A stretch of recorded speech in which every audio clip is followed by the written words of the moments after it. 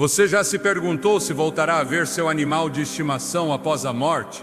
Para muitos, a perda de um bichinho querido deixa um vazio difícil de preencher, uma dor que nem todos compreendem. No entanto, a palavra de Deus nos oferece uma perspectiva que consola. Em Eclesiastes 3:21, uma pergunta profunda é levantada: quem sabe se o espírito dos homens sobe para cima e se o espírito dos animais desce para baixo à terra? Essa interrogação, longe de ser um simples enigma, nos convida a refletir sobre a criação de Deus e seu cuidado por cada ser vivente. Hoje vamos explorar o que a Bíblia realmente diz sobre o destino de nossos animais de estimação e como essas criaturas refletem a ternura do Criador.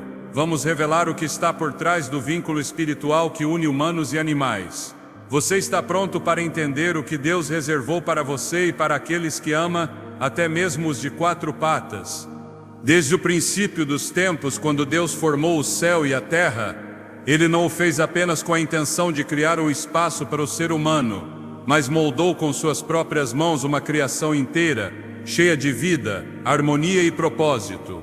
Naquele jardim perfeito que conhecemos como Éden, não caminhavam apenas Adão e Eva, mas junto a eles habitavam animais de todas as espécies, formas e cores. Eles não foram um detalhe decorativo ou uma ideia de última hora. Cada criatura foi projetada com intenção, com uma razão espiritual que transcende nossa compreensão imediata. Gênesis 1:25 declara com clareza: e Deus fez os animais da terra conforme a sua espécie, o gado conforme a sua espécie, e todo animal que rasteja sobre a terra conforme a sua espécie.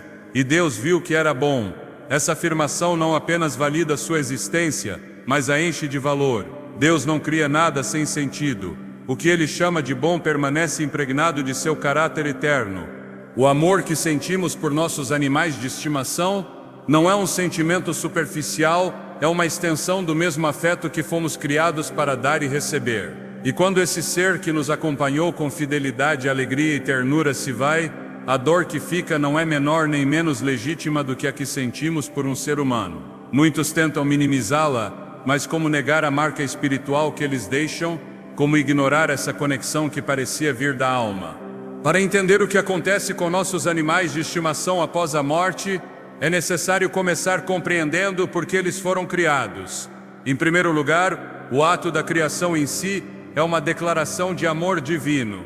Não se tratou apenas de povoar o mundo, mas de dotá-lo de beleza, companhia e expressão viva do caráter de Deus. Os animais não cumprem apenas funções ecológicas ou alimentares, eles também foram testemunhas do caminhar do homem desde o início.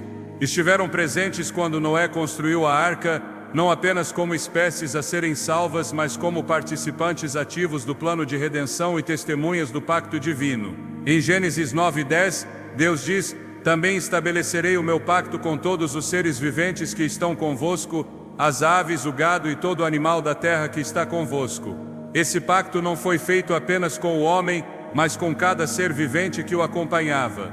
Isso nos revela que Deus incluiu os animais em seu plano não como peças menores, mas como parte de uma criação que Ele valoriza profundamente.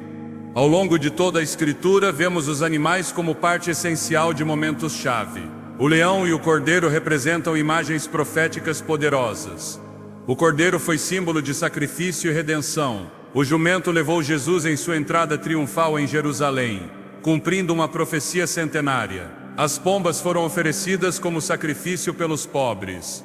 Os corvos alimentaram Elias em seu momento de necessidade. E em cada um desses exemplos, Deus não usou animais por acaso, mas como parte ativa de seus sinais, de sua provisão, de sua mensagem. Se Deus os usou para revelar sua vontade, se os incluiu em pactos, se os escolheu como veículos de profecia, como pensar que seu valor termina com a morte física? Como imaginar que aquilo que teve um papel tão próximo ao coração de Deus possa desaparecer sem deixar vestígios? A Bíblia nos leva a entender que tudo que foi criado com intenção tem um eco eterno.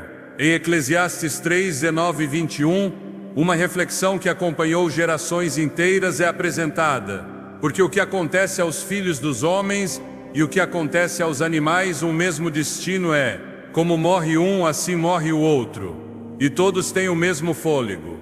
Quem sabe se o espírito dos filhos dos homens sobe para cima e se o espírito dos animais desce para baixo à terra? Essa não é apenas uma pergunta filosófica. É uma porta aberta para a possibilidade de que os animais tenham uma dimensão espiritual mais profunda do que imaginamos. Quando observamos com atenção as palavras de Deus e suas ações em relação à criação, notamos que Ele nunca fez uma separação radical entre o homem e os animais em termos de cuidado. Ambos foram alimentados, ambos receberam bênçãos, ambos foram testemunhas de sua glória. Mesmo no livro de Jonas, quando Deus decide perdoar Nínive, um dos argumentos que ele menciona é que ali há muitos animais, Jonas 4:11. Isso nos mostra que Deus não tem compaixão apenas pelos humanos, mas também se preocupa com cada criatura vivente. Ele não é um criador indiferente, ele não esquece os pequenos. Então, se foram criados com amor, usados com propósito, cuidados com ternura, por que duvidar de que exista um destino para eles além desta vida? Ao longo dos séculos, muitas pessoas sentiram que seus animais de estimação eram mais do que simples bichos. Eram companheiros, consolo na tristeza, guardiões silenciosos de suas emoções. Não se tratava apenas de um vínculo físico, mas espiritual. E quando essa alma peluda, emplumada ou escamosa se vai, deixa um eco que ressoa na memória, nos cantos da casa, nas horas da rotina. O coração sente sua ausência, como sente a falta de uma parte da alma. A ideia de que Deus desconsidere essa conexão não se alinha com o caráter que a Bíblia nos revela dele.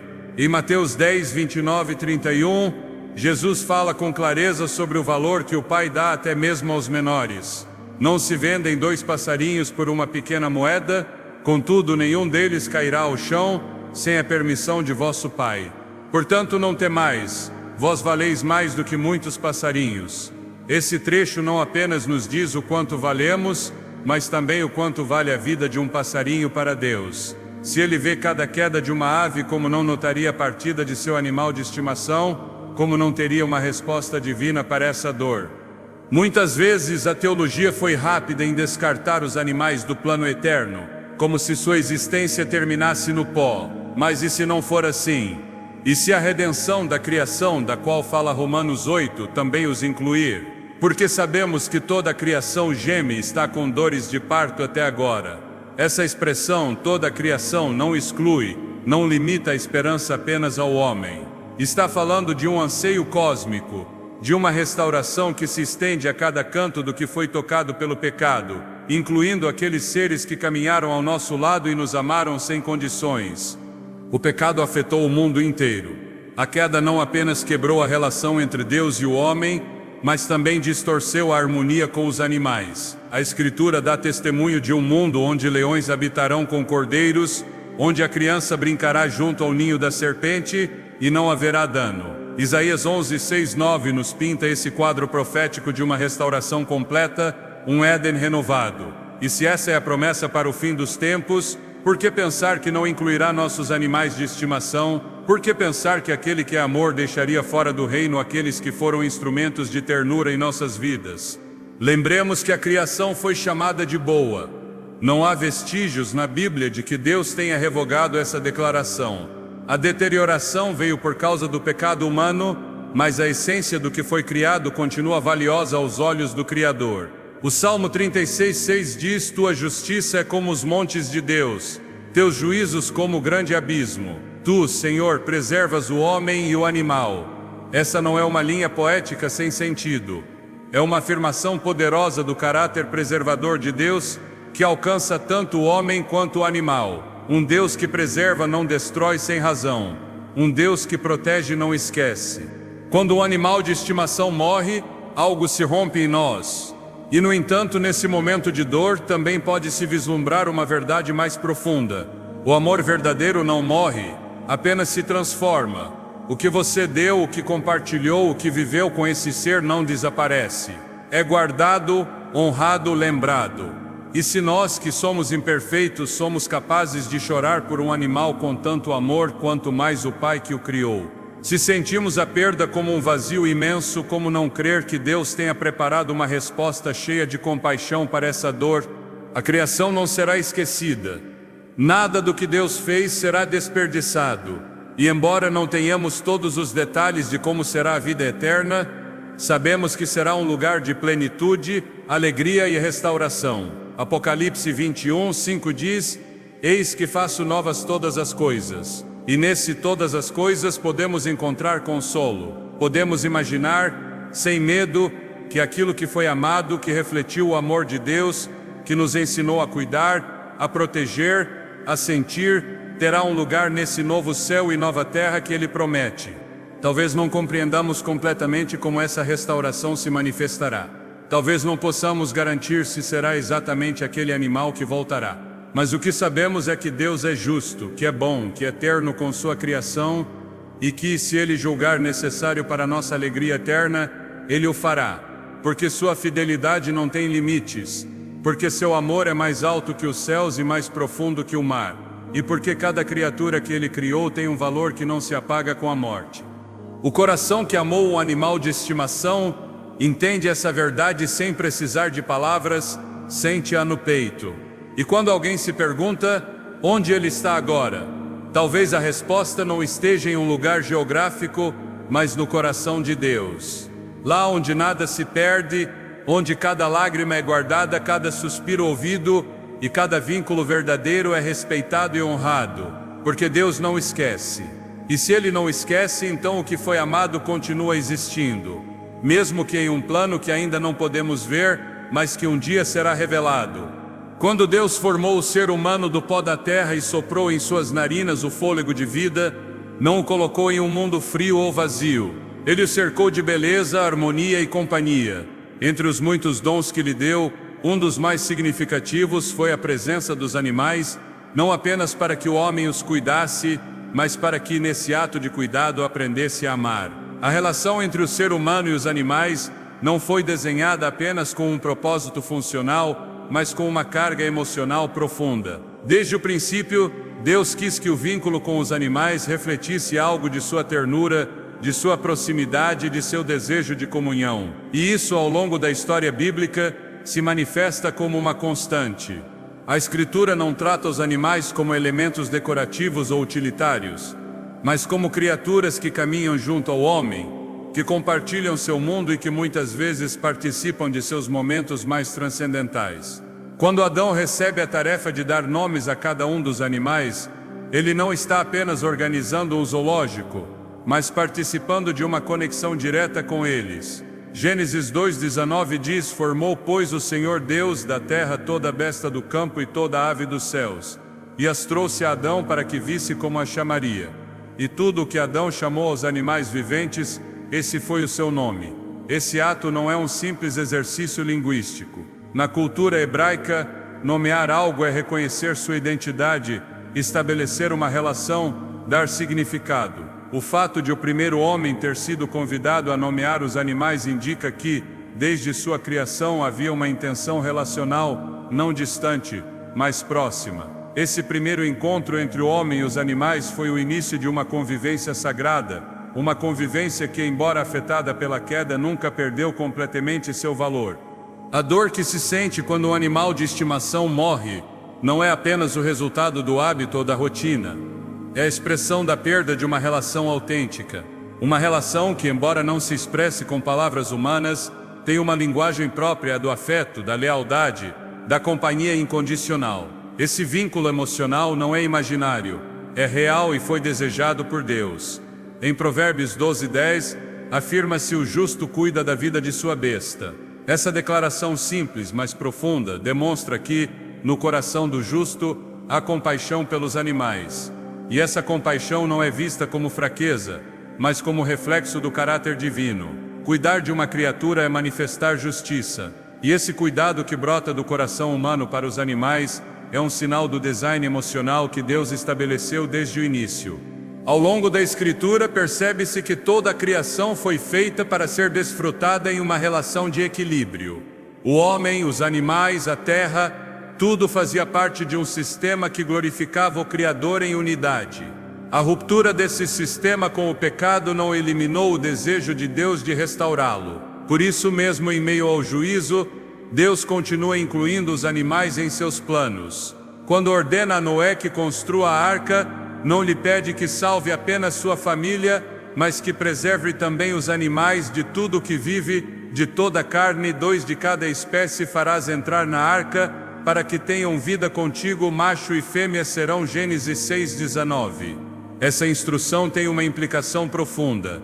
Deus quis que os animais fizessem parte do novo começo, que não fossem deixados de fora do reinício do mundo. Ele não apenas os preservou, mas os acompanhou nesse processo de restauração. Se os animais foram dignos de serem protegidos no juízo, se sua existência foi tão valiosa a ponto de ocuparem um lugar na arca, isso indica que o vínculo que o homem tem com eles é mais do que circunstancial. É um laço querido e validado pelo Criador. E quando esse laço se rompe pela morte, não estamos enfrentando uma simples perda funcional. Estamos lidando com a ausência de uma relação emocionalmente significativa. Deus entende essa dor porque foi Ele mesmo quem desenhou a capacidade de senti-la. Não há na Bíblia nenhuma condenação àquele que chora a partida de uma criatura que o acompanhou, porque chorar por quem nos amou e nos deu companhia é parte da essência do amor. E o amor em sua forma mais pura não distingue espécies, apenas reconhece a entrega. A relação entre humanos e animais aparece repetidamente como símbolo de algo maior. Em Isaías 1:3, Deus lamenta, dizendo: o boi conhece o seu dono e o jumento o presépio do seu senhor. Mas Israel não tem entendimento, o meu povo não tem conhecimento. Nesse trecho, os animais são apresentados como exemplos de lealdade e reconhecimento, em contraste com a dureza do coração humano. Não se trata apenas de uma figura literária, mas de uma afirmação que valoriza a capacidade dos animais de formar vínculos, de lembrar, de responder com fidelidade.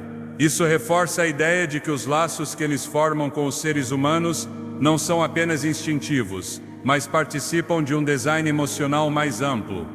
Em muitas ocasiões, os animais foram instrumentos na história redentora de Deus.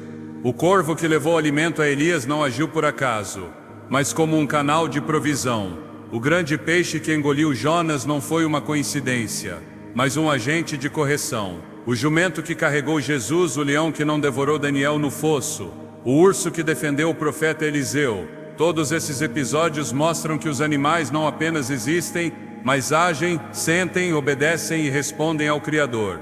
Isso só é possível porque Deus lhes deu uma sensibilidade espiritual que nem sempre compreendemos, mas que sem dúvida está presente. E se Ele lhes permitiu fazer parte de seus planos, como não pensar que também lhes concedeu um lugar especial em seu amor?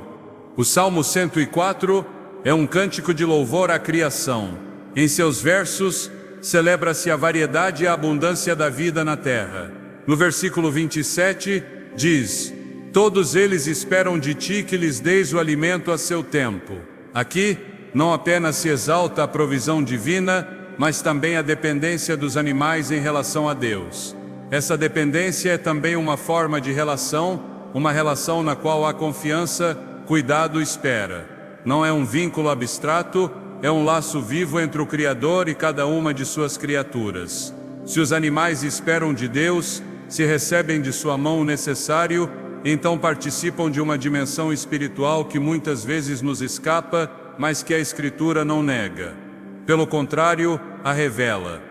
O apóstolo Paulo, ao falar da queda da humanidade, estende sua análise a toda a criação.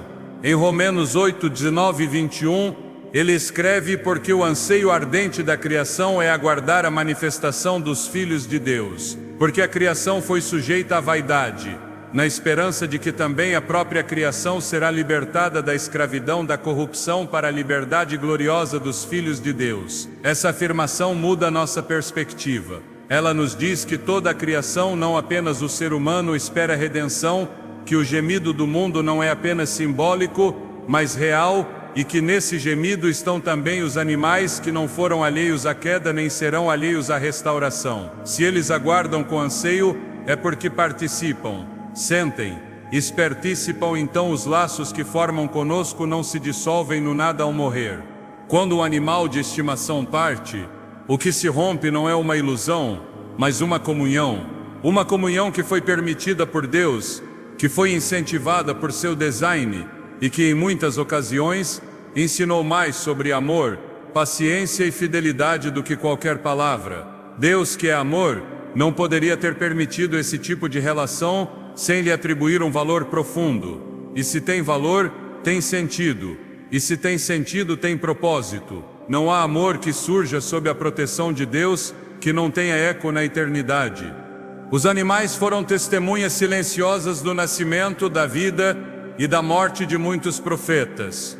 No presépio onde nasceu Jesus não havia riquezas, mas havia criaturas. Em sua entrada em Jerusalém não havia carruagens, mas um animal disposto. E no reino futuro descrito em Isaías, os animais voltarão a estar presentes, não como símbolos, mas como parte ativa da paz restaurada. O vínculo entre o homem e o animal não é uma invenção moderna, é uma manifestação antiga de uma intenção divina que atravessa os séculos. Por tudo isso, quando alguém pergunta se o amor que sentiu por seu animal de estimação foi real, a resposta não pode ser outra senão sim. Foi real porque foi inspirado. Foi verdadeiro porque nasceu de um coração que sabe amar. E esse coração foi criado à imagem de Deus. E se o amor foi verdadeiro, então sua perda merece consolo. E se sua perda merece consolo, então o céu não pode estar alheio a essa dor. Deus não ignora aquilo que Ele mesmo semeou. O vínculo que une um ser humano a uma criatura que foi sua companheira não se apaga com a morte. Se foi querido por Deus em vida, também é compreendido por Ele na morte. A criação não se limita a ser observada. Ela está viva, respira, responde. Em Jó 12, 7, 10 lemos: pergunta, pois, as bestas e elas te ensinarão, e as aves dos céus e elas te mostrarão. Ou fala a terra e ela te ensinará. Também os peixes do mar te declararão. Quem não sabe que em tudo isso a mão do Senhor fez isso? Na sua mão está a alma de todo ser vivente e o fôlego de toda a humanidade. Esse trecho é uma proclamação de sabedoria. Os animais ensinam, mostram, declaram, têm algo a dizer, e esse algo é testemunho da mão de Deus. Eles não são mudos diante de seu Criador.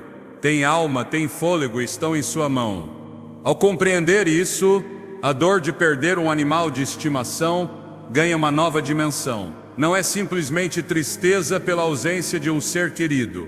É o reconhecimento de uma perda espiritual. É a consciência de que uma parte do design emocional querido por Deus foi temporariamente interrompida. Mas assim como a criação espera ser restaurada, também o coração pode esperar que aquilo que foi amado com sinceridade será lembrado, honrado e talvez devolvido no tempo da plenitude.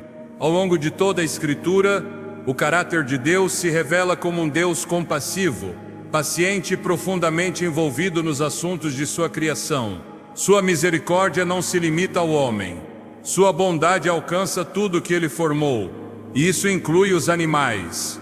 Quando se fala do destino de um animal de estimação após a morte, muitas vezes se pensa que a Bíblia guarda silêncio. Mas na verdade o que encontramos nas Escrituras é uma afirmação constante de que Deus se interessa por cada criatura que existe. Não como um Criador distante que se desinteressa dos detalhes, mas como um Pai que estende sua ternura até o último canto do mundo que formou com suas mãos. Salmo 145, 9 diz: o Senhor é bom para com todos, e suas misericórdias estão sobre todas as suas obras. Esse todos não deixa espaço para exceções, não distingue entre humano e animal. Toda obra saída de sua vontade é alcançada por sua compaixão. A compaixão de Deus é uma de suas características mais repetidas ao longo das Escrituras. Não é uma emoção passageira, é parte de sua essência. O mesmo Deus que se detém para contar os cabelos de nossa cabeça e que alimenta as aves do céu é o mesmo que em seu amor sustenta a alma de cada ser vivente. Em Jó 12:10 afirma-se que na sua mão está a alma de todo ser vivente e o fôlego de toda a humanidade. Essa declaração não faz uma separação entre a alma dos homens e a dos animais. Ambas estão na mão de Deus, ambas são sustentadas por seu poder, ambas fazem parte de um cuidado que é real, ativo e contínuo. Não há um único momento na Bíblia em que Deus mostre desprezo ou indiferença pelos animais. Pelo contrário, quando a lei é estabelecida no Antigo Testamento, incluem-se mandamentos que protegem as bestas de carga, que proíbem matar uma mãe junto com sua cria, e que determinam descanso sabático não apenas para o homem, mas também para os animais. Êxodo 23:12 deixa isso claro. 6 dias trabalharás mais, ao 7º dia descansarás para que descanse o teu boi e o teu jumento. Não é um detalhe menor, é uma expressão concreta de compaixão. O descanso não é apenas um direito do homem, é um presente de Deus também para os animais, porque em seu design não há seres sem valor. Ao longo do relato bíblico, os animais estão incluídos nos juízos, nas bênçãos e nos pactos. Quando o dilúvio purificou a terra, os animais foram preservados. Quando Deus fez um novo pacto com Noé, incluiu expressamente toda alma vivente que está convosco, aves, animais e toda besta da terra que está convosco. Gênesis 9:10. Essa inclusão não é simbólica, é literal. Deus estabelece seu compromisso não apenas com o homem, mas com toda a criação. Essa fidelidade não mudou. A compaixão de Deus é constante. Não há uma versão antiga de seu amor que incluía os animais e uma versão moderna que os exclui. Sua misericórdia permanece para sempre, como o salmista declara repetidamente. Em muitos momentos da história bíblica, Deus usa os animais como agentes de provisão, direção ou correção. Ele não os utiliza como ferramentas sem valor, mas como criaturas sensíveis à sua voz. O corvo que leva alimento a Elias, o grande peixe que resguarda Jonas, a jumenta que vê o anjo quando Balaão não o enxerga, são apenas alguns exemplos. Essas criaturas não agem por impulso cego. Estão dentro do plano divino. Movem-se com propósito, respondem à voz de Deus. Isso só é possível porque o Criador mantém uma relação com elas. Uma relação que não se baseia em linguagem humana, mas que se manifesta em obediência, sensibilidade e propósito. É essa mesma relação que se percebe quando um animal de estimação nos acompanha em silêncio, quando responde com ternura à nossa dor, quando permanece perto sem exigir, mas sem se ausentar. O caráter compassivo de Deus não se limita a momentos grandiosos. Ele se manifesta nos pequenos detalhes, nos gestos cotidianos, nos suspiros silenciosos da alma. Quando Jesus ensina sobre o valor da vida, ele não apela a uma lógica de poder ou utilidade, mas usa imagens do campo e do céu. Em Mateus 6:26 ele diz: olhai as aves do céu, que não semeiam, nem colhem, nem ajuntam em celeiros, e no entanto vosso Pai Celestial as alimenta. Jesus não está fazendo poesia, está revelando uma verdade.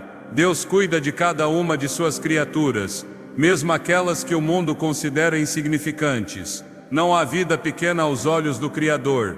E se Ele cuida de cada ave, acaso não cuidará também daquele ser que caminhou ao seu lado com lealdade e afeto?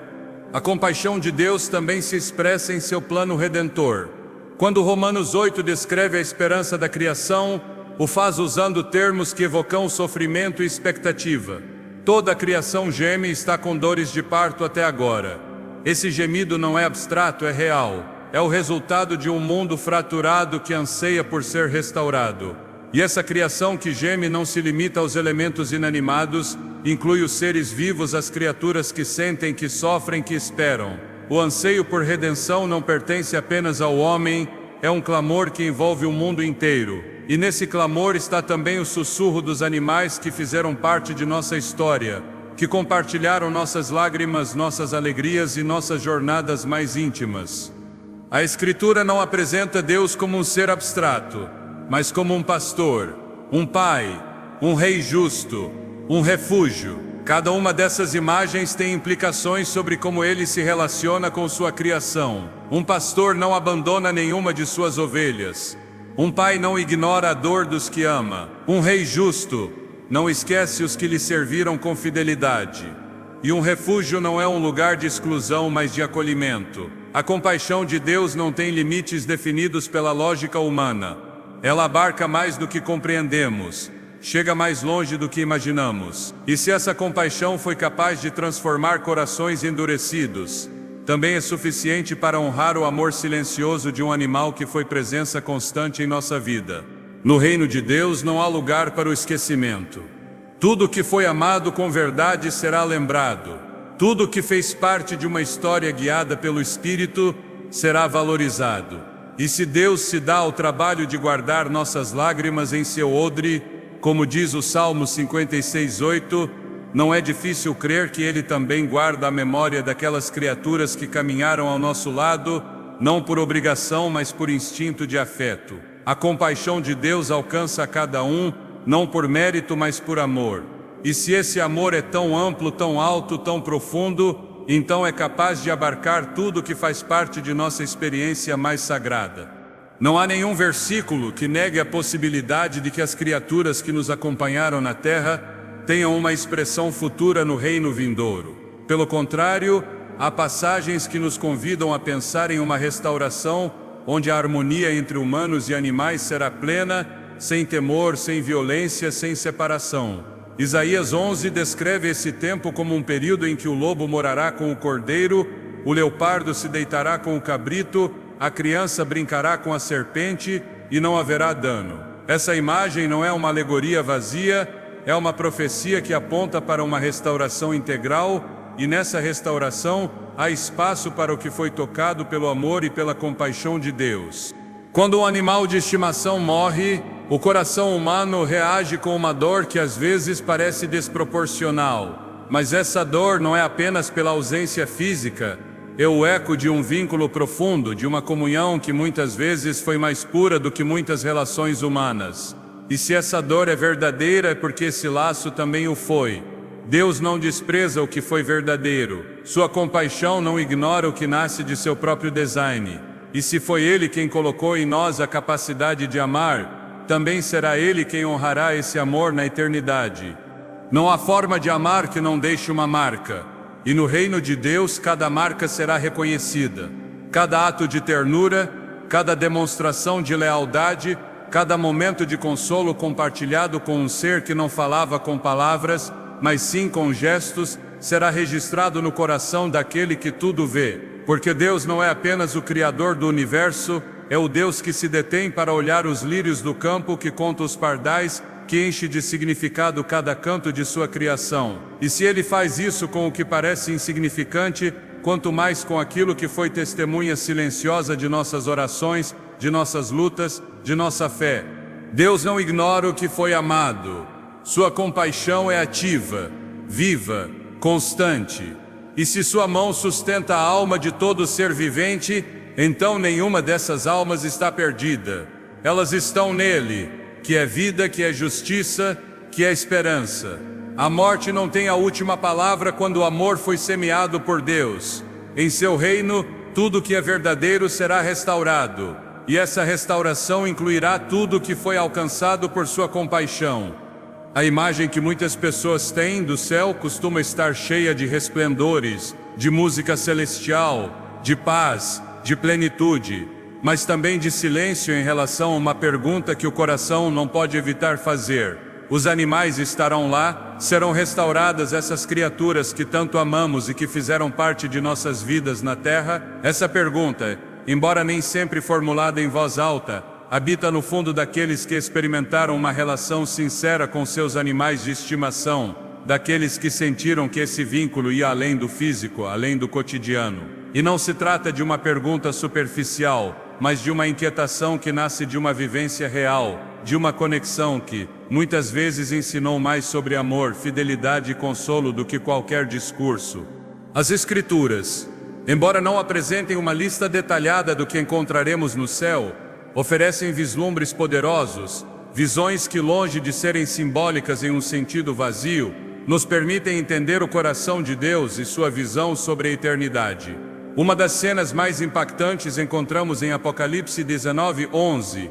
Então vi o céu aberto, e eis um cavalo branco, e o que o montava se chamava Fiel e Verdadeiro, e com justiça julga e peleja. A presença de um cavalo na visão celestial não é um elemento decorativo, é uma criatura reconhecível, física, parte desse cenário glorioso. E não é o único trecho onde animais aparecem em contextos celestiais ou proféticos. A Bíblia não descarta sua presença, pelo contrário, em várias ocasiões os inclui, mostrando-os como participantes da revelação divina, como criaturas presentes tanto no visível quanto no eterno.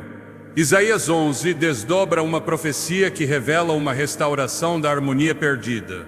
Uma nova ordem onde não há violência, nem temor, nem dor entre as criaturas, Morará o lobo com o cordeiro e o leopardo se deitará com o cabrito.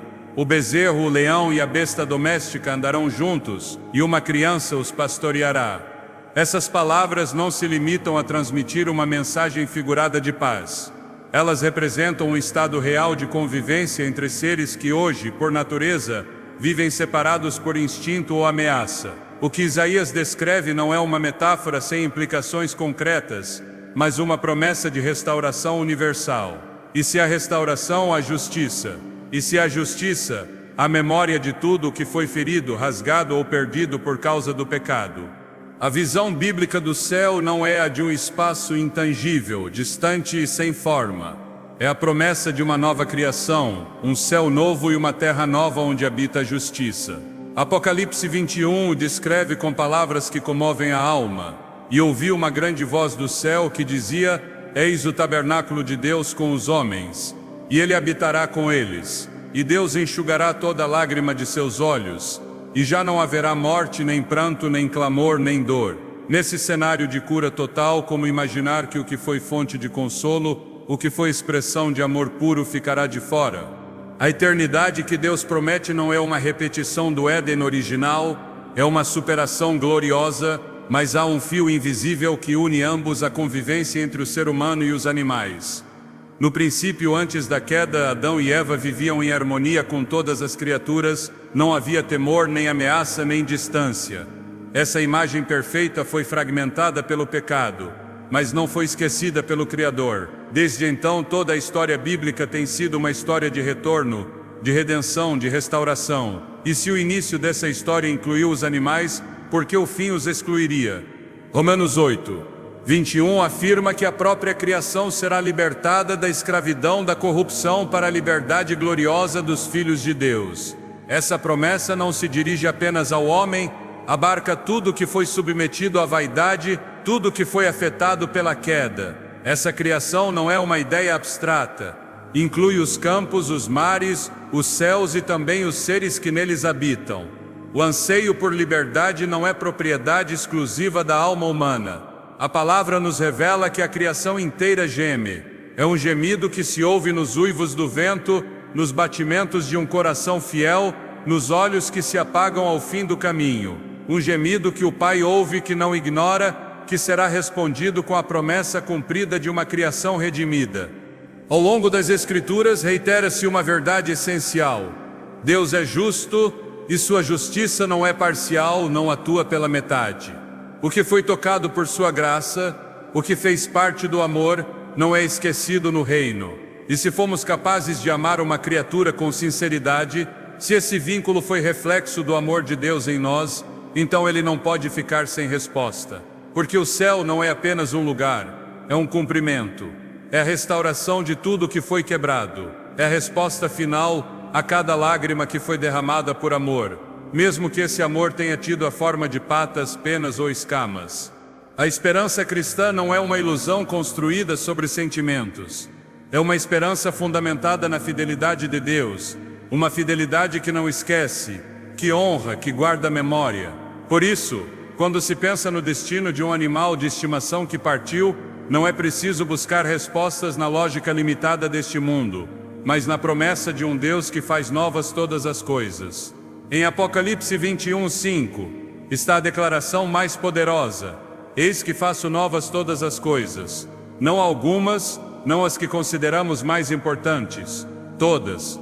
E nesse todas cabem os gestos de amor que julgávamos pequenos, cabem os momentos que compartilhamos com esses seres que não falavam, mas nos entendiam. Cabem as marcas que deixaram em nossas vidas e que moldaram nossa história. Deus não é autor de vazios, é Deus de plenitude. Seu reino não é um lugar onde falta o essencial, mas onde tudo que fez parte de seu propósito se manifesta em glória. E se um animal foi parte de seu caminhar, se foi testemunha de sua fé, de sua dor, de sua esperança, se foi expressão de ternura em meio ao caos, então ele fez parte de algo santo. E o santo não se dissolve. O santo é preservado, redimido, elevado, porque Deus não se desfaz do que reflete seu amor. Ele o transforma, leva-o à sua máxima expressão. E se nesta vida conhecemos um amor assim, quanto mais na vida que há de vir. O reino dos céus, segundo os ensinamentos de Jesus, não é uma desconexão do que vivemos, mas uma consumação. E se a criação foi boa, como afirma Gênesis, e se o cuidado por essa criação foi parte da justiça, como diz Provérbios, então o que foi bom não será esquecido, será restaurado, porque o céu não é uma evasão da realidade, mas seu cumprimento perfeito. E nesse cumprimento não faltará nada do que foi semeado com verdade. O que foi amado com sinceridade fará parte do gozo eterno, e o que foi dor por uma perda será curado com a presença gloriosa do que foi restaurado. Ninguém que tenha experimentado um vínculo real com um animal de estimação duvida do valor desse laço. É uma relação que, embora não se explique com palavras, se grava na alma. E o que se grava na alma com amor não se perde. É conservado na memória eterna de Deus. O céu que Ele prepara não é feito à imagem de nossas ideias, mas à imagem de sua bondade. E nessa bondade, nada que tenha sido expressão de seu amor é descartado. Nesse céu, tudo que foi alcançado pela graça terá seu lugar. A plenitude não exclui, a plenitude abraça. E se no reino de Deus não haverá mais pranto, então tudo que causou lágrimas será respondido com alegria. Se a dor por um animal de estimação foi real, então também será real a resposta de Deus a essa dor. A Bíblia não oferece uma lista definitiva dos seres que estarão no céu, mas oferece uma visão poderosa de um Deus que restaura, que redime, que faz novas todas as coisas. E essa restauração é mais ampla do que podemos imaginar, porque seu amor não tem fronteiras, nem sua compaixão conhece limites. No reino de Deus, não haverá separação entre o criado e o amado. Ali, tudo que glorificou seu nome, mesmo na mínima expressão de ternura, terá seu reflexo eterno.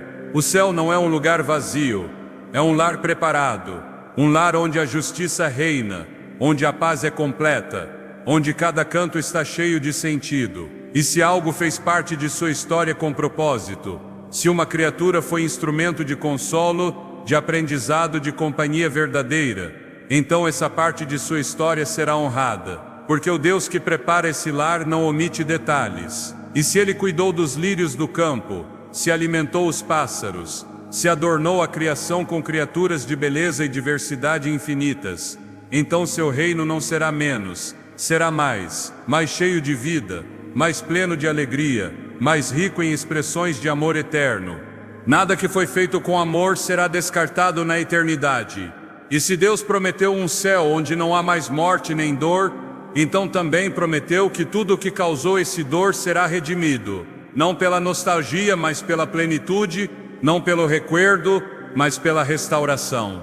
O céu não é apenas o fim do sofrimento, é a resposta definitiva ao anseio mais profundo da alma. E esse anseio inclui, para muitos, voltar a encontrar aquele ser que fez parte de sua vida com uma fidelidade que só pode vir do alto.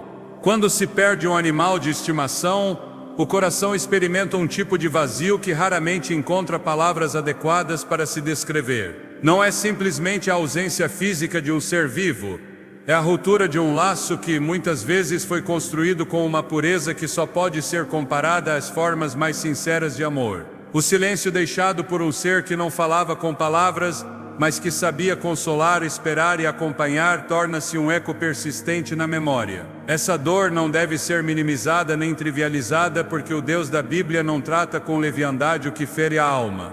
No Salmo 34:18, lemos: "Perto está o Senhor dos que têm o coração quebrantado e salva os contritos de espírito." Esse versículo não distingue o motivo do quebranto, simplesmente afirma a proximidade divina para com o que sofre.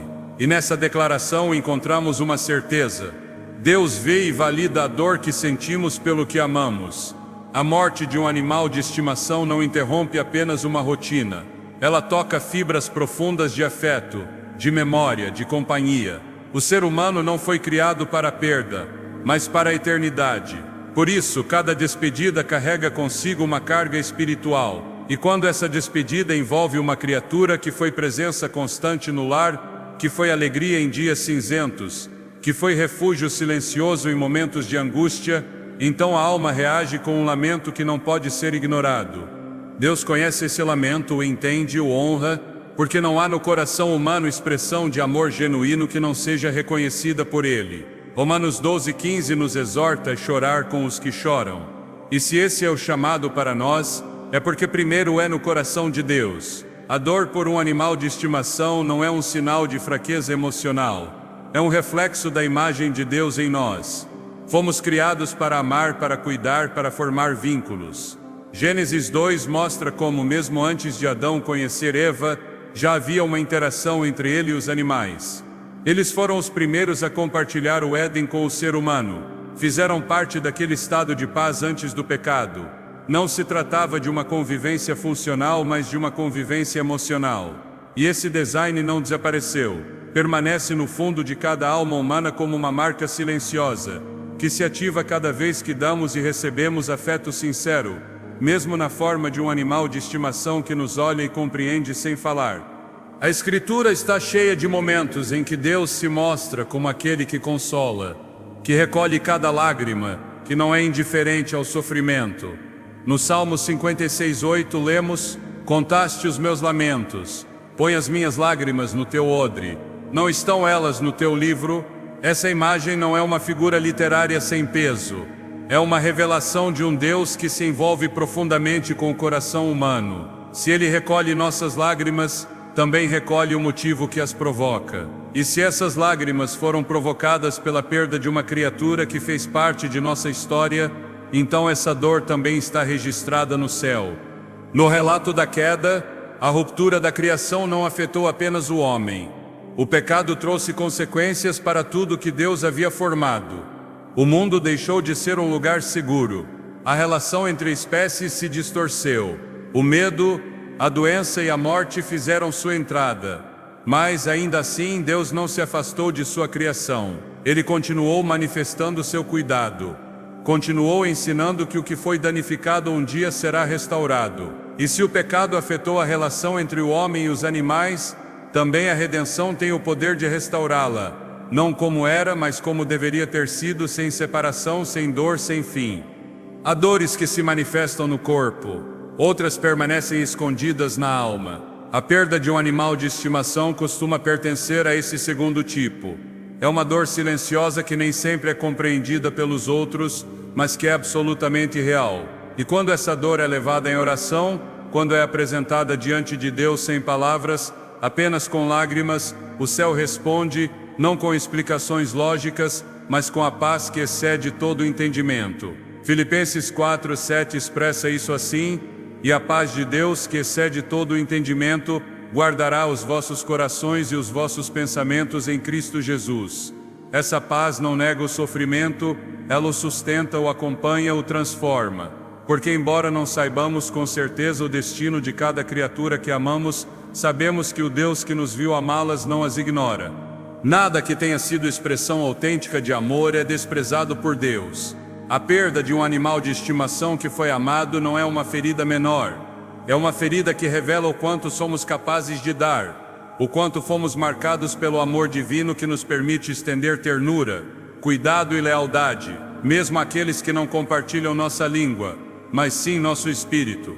Porque há uma conexão que transcende as palavras, uma conexão que nasce do próprio design de Deus.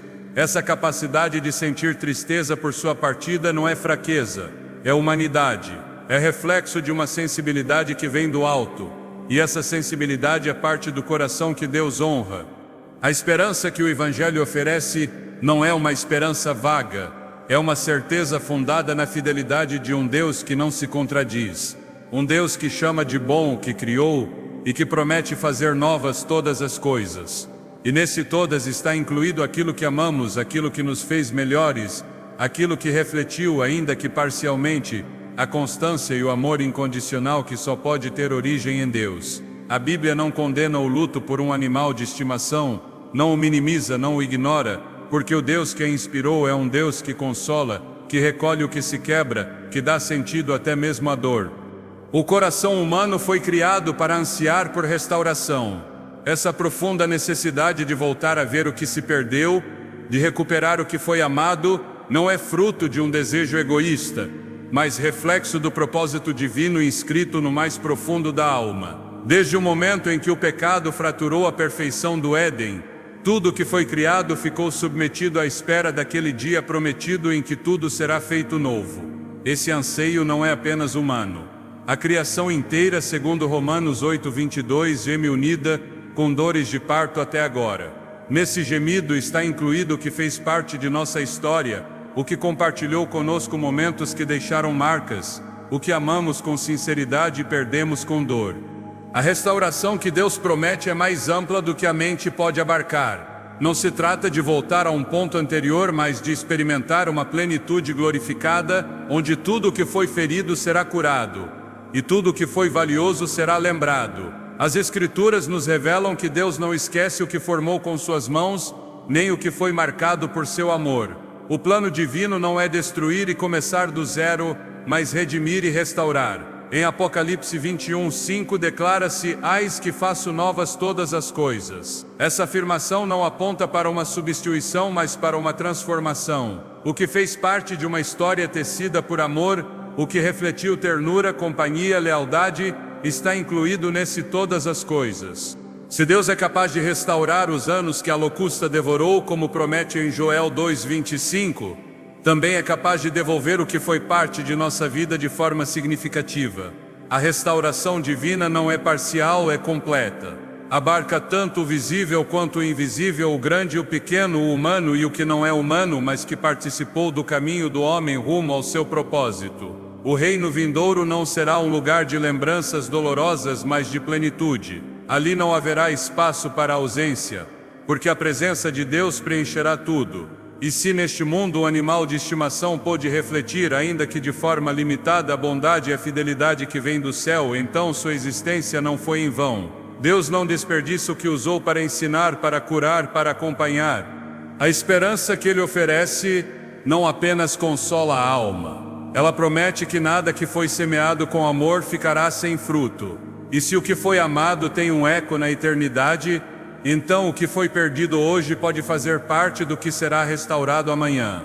Em um mundo onde tudo parece passar rápido demais, o amor silencioso de um animal de estimação tem a capacidade de deter o tempo, de nos ensinar a ouvir sem falar, a cuidar sem condições. E quando eles se vão, deixam em nós algo que não morre: a capacidade de ter amado com pureza. Essa experiência, longe de ser esquecida na eternidade, pode ser a semente de algo que Deus valoriza profundamente. Não se trata apenas de saber se os veremos novamente, mas do que Deus fez crescer em nosso caráter por meio deles. Talvez o céu não nos entregue uma cópia do que tivemos, mas a revelação de quanto fomos transformados por esse vínculo. O olhar de um animal de estimação pode ter sido o primeiro reflexo de fidelidade que entendemos, o primeiro consolo que não pedimos, mas recebemos, a primeira lição de entrega sem exigir nada. E se isso foi possível na terra, quanto mais será na eternidade, quando tudo o que nos formou para amar se apresentará diante de Deus como evidência viva de que seu amor deixou marcas. Na eternidade não se premiam as palavras mais altas, mas os gestos mais fiéis. E nesse idioma eles também falaram: